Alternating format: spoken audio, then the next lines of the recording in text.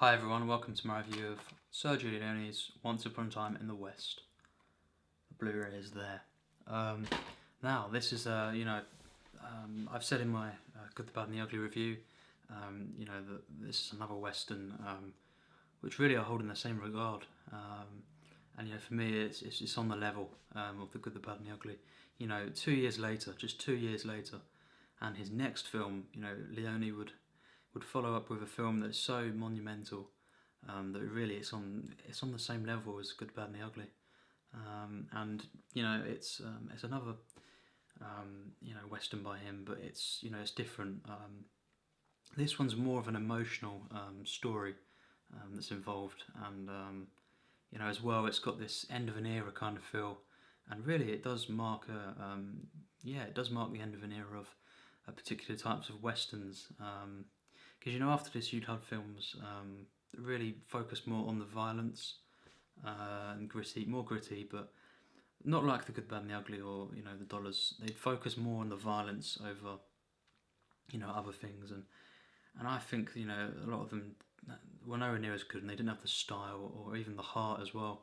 That's what I feel, the heart of these westerns. My favourites are usually the ones from the 50s, 60s, and in the 40s.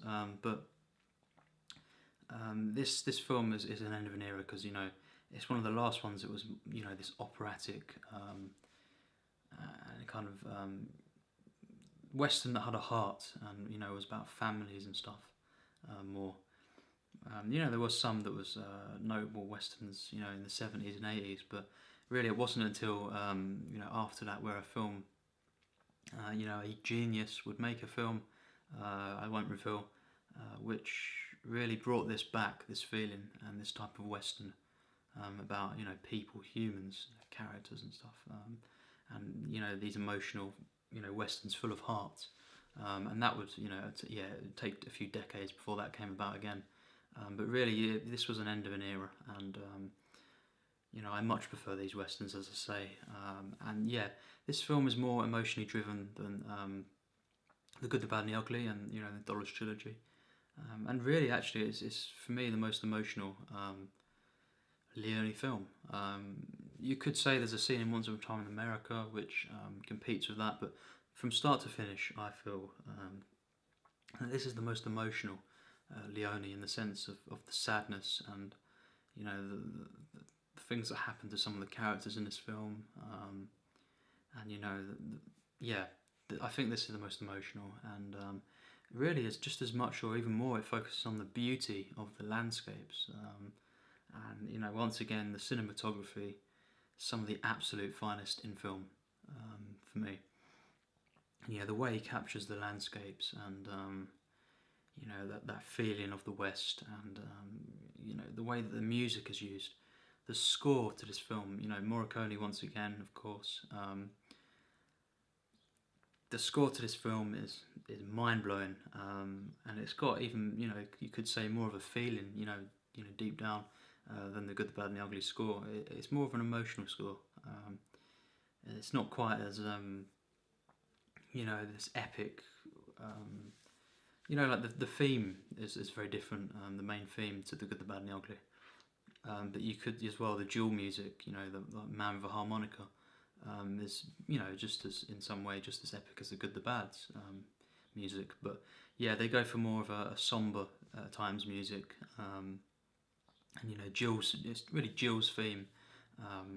You could say the main character, her theme's the one that's more that emotional kind of that music. And the opening scene.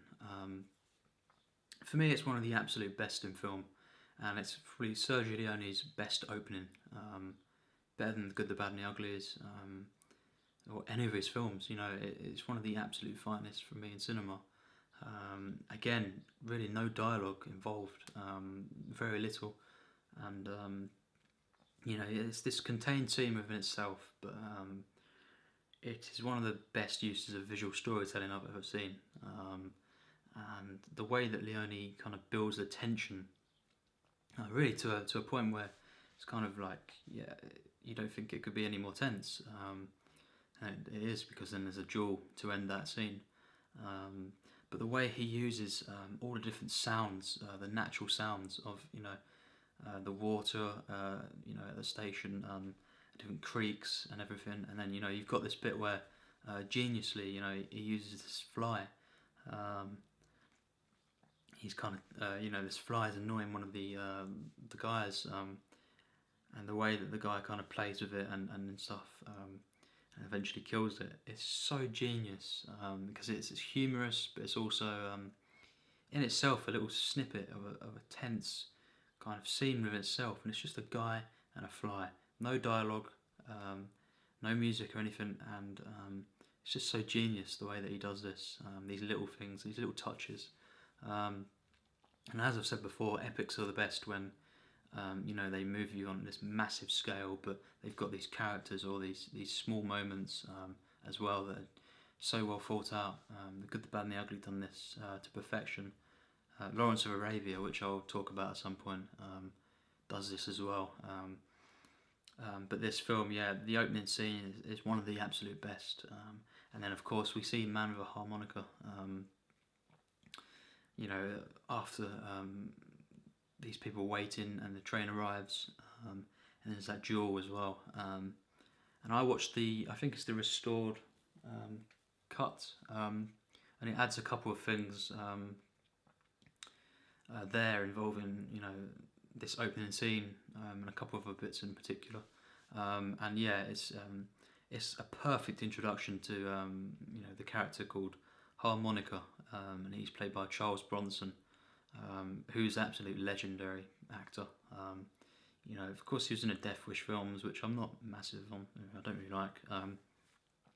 But The Great Escape and this and other films, he's an absolute legend. And this may be his best role for me. And the way he's like the Man with No Name, but slightly different. And he has this you could say gimmick, but it's not, because it's done so well. He plays this harmonica, and he kind of teases the different the enemies in the film and stuff. But it's done in such a way, and then as well how that becomes part of the score, similar to Close Encounters. The way a plot or a thing within the film actually eventually takes hold of the soundtrack, and different renditions throughout the film. It's genius. But the introduction to his character and on that station is masterful. Then we're introduced to Jill. She's played by Claudia Cardinale, and she's kind of the main character, you could say. She's more of a neutral character, but she's the one that has the main story that's involved with her, you could say. And you see her arrive at the after the opening scene. There's another scene which is a really hard hitting scene, and epic as well. But she's kind of waiting for her family, and they don't show up at the station because of a scene that just happened. And it's just such an emotional entrance. The way the music is used, the score. And the way she just, has that look of sadness on her face. It's not really a spoiler. Her family are killed very early on, and that's why no one was there to kind of greet her.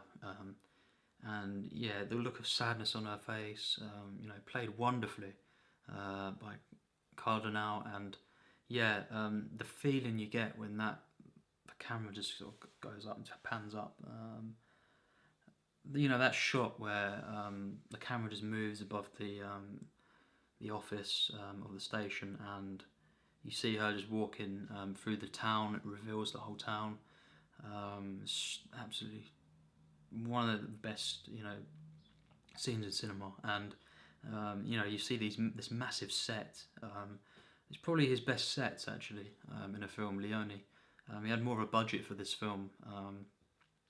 I think this is his best sets, with all the towns and stuff, and it's just absolutely stunning to look at. But as well, it's got so much feeling in the scene, and the town and everything, and the way that the music is used is really, really emotional, and the way she just when she's travelling, to her house. Goes on for quite a while, and it's just absolutely stunning. Means so much to me, this film, and straight away this first half an hour is so emotional, and the way it gives her, she drives the film just as much as the villain, you could say, played by Henry Fonda. Now Henry Fonda was never really, up until this point, in a film where he played a villain, you could say. Look at The Grapes of Wrath if you want to see, if you want to compare the two, performances, and how much of a great actor he was. But mostly he played people that you can relate to, good guys. And this was one of the first times where he was a villain, and people didn't really take to that, some people, but for me he's among the best in cinema villains, and gives an absolutely stunning performance, as Frank, and once again as well you've got this character played by Jason Robards. He's called Cheyenne. He's kind of like Tuco, you could say, more of a humorous character. Tuco from The Good, the Bad and the Ugly, and he adds a lot of the humour in the film. But he's also a character that, deep down, he kind of, he means well. But he's a great character in this film, and these are the main four characters, you could say. You've also got the railroad baron who's introduced. The actor who's actually on Her Majesty's Secret Service is in this. He plays kind of that crippled guy, in that, the Baron. I think his name was Morton in the film. And, but these other four people are the main characters of the film. And they are all absolutely masterful.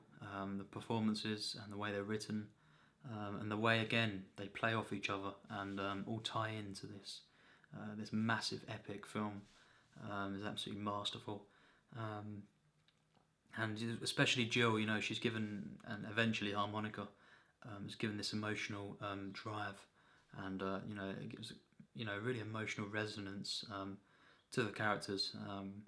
And eventually all of them have their moments where you really feel something really quite powerful. But yeah, of course, the first hour, once again, like in Leone fashion, for the most part, he would build these characters and set things up, and toy with us, use these different scenes to kind of, scenes of humour at times, but this is much more of a traditional and more emotionally driven Western, maybe like The Searchers, as opposed to films like The Good, the Bad and the Ugly, and the Dollars trilogy. But yeah, Jill's story in particular is really something that it moved me so much, and I suppose it's universal as well, about family, and moving on and stuff, and yeah, it really hits me, and that that drives the film, and in the middle of the film as well, there's a subplot that's introduced about this station and stuff, and land and everything, and some people criticise that, and the first time I saw it, I didn't love it quite as much as I did this time. This is my second viewing now, I think. Yeah, it is. And no, it's my third viewing. Sorry, it's my third viewing, and but this subplot, some people criticise and say it's convoluted and stuff, but I disagree, and I think as well that kind of ties in these large scale things, issues and themes that he was wanting to achieve here. But he starts really, in a clever way to kind of just focus on the characters as opposed to these different messages about land and everything, and just communities and everything, which of course he brings together as well. By the end of the film, everything comes together perfectly. All these characters, the satisfying conclusions, and all the dynamics, but also these you know, these other things about community and everything, and land and everything that comes together as perfect as you can be, as you can get. And but yeah, the characters in this film are some of the most memorable. And Charles Bronson in particular, yeah, he's just so memorable. The way he uses the harmonica, it's kind of like his dialogue. You could say a lot of the time, and the way he embodies the character. And when, you know, whenever that music comes on with the harmonica, it's just absolutely stunning. But yeah, he's a really complex character, and like For a Few Dollars More, Sergio Leone kind of he adds mystery to the character, and gradually we learn more about him until the final, you could say the final duel. We really fully know his motivations. You know why he's doing what he's doing in the film, and that's a really genius way he does it. Again, you know, in the For a Few Dollars More, he would add stuff to the character of Mortimer, but you know, just gently tease us throughout the film, and then eventually reveal it all. So it all ties together. You know, when everything means the most in that duel. You know, when life and death, and that's just absolutely genius storytelling for me. And it's done even better in this. And yeah, as I say, it's more of a deeper film, I would say, than The Good, the Bad, and the Ugly. I won't say which I prefer yet. That'll be on the ranking, but yeah, it's more of a deeper film with more complex themes, and they're all absolutely masterfully explored, and it culminates in, you know, one of the most emotional and also epic conclusions to a film for me. Once again, one of the absolute greatest finales in a film. That final duel it really does in some ways rival The Good, the Bad, and the Ugly, because it's different. It's not, you know, quite as epic, but it has more of an emotional, you know, undercurrent in that reveal, and then, you know, that the dynamic between them two characters, and how much the stakes are, you know, how high the stakes are, and yeah, it's just absolutely masterful.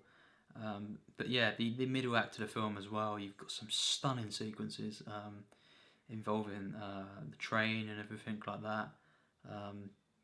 But yeah, the way it culminates in this last half an hour, really, once again, some of the absolute greatest moments in film, and I'd say this is even more operatic than The Good, the Bad, and the Ugly. This is probably the most operatic film. The way the film moves and flows, with the music, and as well the acts of the film act like movements within a symphony. Even more so here, you could say. And yeah, the way it builds and builds, and then eventually you get the music as well in that duel, man with the harmonica. Some of the absolute greatest music in film anywhere. You know, it rivals The Good, the Bad, and the Ugly music for me. And you know, it's absolutely epic. You know, as epic as it can be. And again, the editing is just as good as The Good, the Bad, and the Ugly. So sharp, and the close-ups. There's a close-up of Charles Bronson, which is, you know, even more extreme than really anything in The Good, the Bad, and the Ugly. And the way that last duel is pulled off, stuff of legends. As well, you know, you've got other characters that appear throughout the film, and really, Leone shows more of his warmth in this film as well, through these characters. Just a couple of side characters. I don't think some of them are ever really given any names, but yeah, it's still got the humour and the warmth of the Dollars trilogy.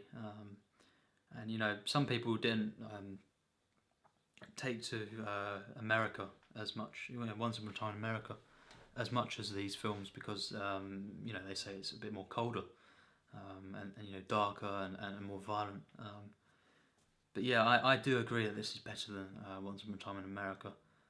But I will be reviewing that next. Well, after A Fistful of Dynamite, to give my full thoughts on that film.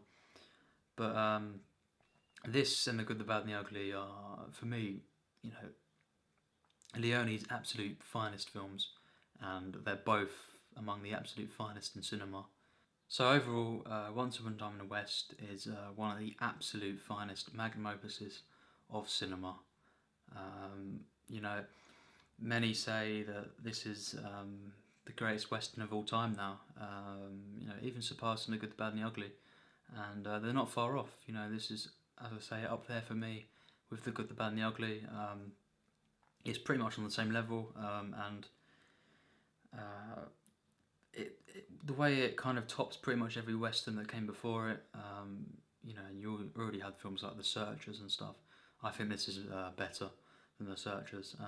The way it tops them films, and the way it kind of feels like the end of an era of these westerns, these type of westerns, it's something else. And this film means so much to me. The way it moves me, and the way it has this atmosphere, this tone that is never broken throughout this film. The tonally, this film is one of the most consistent, and Leone was, with these two films, The Good, the Bad, and the Ugly, and this, was most in control of his tone, you could say, and really his vision is almost unmatched in these films, and the way he was trying to say something, and I heard what he had to say, and this film, the tone of this film is something else. Really, you could study this film and find so many things. The script is perfect, as well, though the visual storytelling. This is once again a visual masterpiece. It's one of the most beautifully shot films. The editing is pretty much as good as it's ever been in cinema. It's only a couple of films from a few filmmakers that are better than this. Mainly Kubrick for me. But yeah, the way he was in control of the film and every element, the direction in this film is just as good, really, as The Good, the Bad, and the Ugly. And you know, it has such a flow to it, also an energy to it, and there's still loads of humour in the film, which is great. And all the characters are so likeable, or you know, the villain, you kind of still feel something for him. But it's the way he kind of plays off against the other characters that makes him so good. The performances are absolutely masterful. Charles Bronson, Henry Fonda, some of their absolute best performances of their careers, and then Claudia Cardinale, you know, more of a subtle character, but she's one of the ones that gives the film this most emotional, you know, feeling in the core. And once again, it's these little moments as well, these little scenes within this massive, just mind-blowing epic. Once again, not quite as much of an adventure film, you know, as The Good, the Bad, and the Ugly. It's more of a focus in some key areas of the film. But yeah, it has you could say more complex themes going on that are explored, you know, to perfection. And really, the way this film culminates and the different things that are going on in this film, you know, revenge, loyalty, honour, family, and just moving on with things. The way it culminates is absolutely stunning. And when you know, the final shot comes, the final scene, and the camera slowly zooms out. It really hits me, and very emotional film. And yeah, it just means so much to me, and it's the kind of an end of an era as well. It's a mythic film, you know. It's got this legendary feel that is almost unmatched. And it just feels like this epic mythic film, this tale. Every time I revisit this film, I am blown away by it, and completely moves me to the core, and as well, just epic in every sense. Beyond perfection once again, and yeah, very few films come close to this for me, in terms of how much I feel about them, and This is another one of my absolute favourite films of all time. One that I'll be watching probably every year as well. And it's another film that, you know, made me realise how much I love, you know, Sergio Leone, and you know, Morricone's score. Everything about this film is beyond pretty much every film ever made. Most films, and that's why I give this film 100% plus, tier S. My absolute highest rating. Once again, like The Good, the Bad and the Ugly, everything in terms of filmmaking comes together perfectly and more.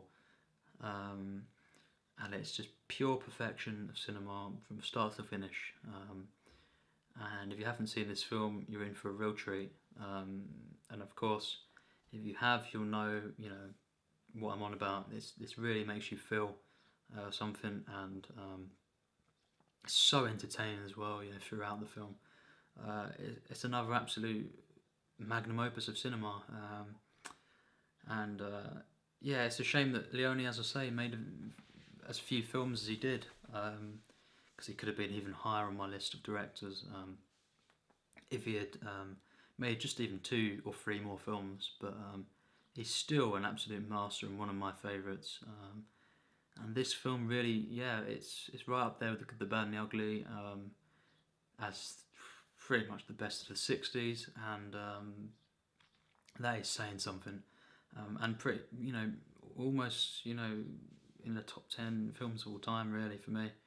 And yeah, every time I see it, it moves me, and just makes me, you know, in awe of the film, and this tale, and it's this fantastical kind of mythic feel that it has, but very real emotions. A masterpiece, a true masterpiece of cinema. So next up will be A Fistful of Dynamite, which I have actually never seen. This was the only one I hadn't seen for this rewatch. And that's purely because I couldn't really get hold of the Blu-ray for a while. I don't know. Yeah, it wasn't available. And yeah, I'll be reviewing that next, and then finishing with a film that I absolutely love, Once Upon a Time in America, which, you know, some say once again is his greatest film.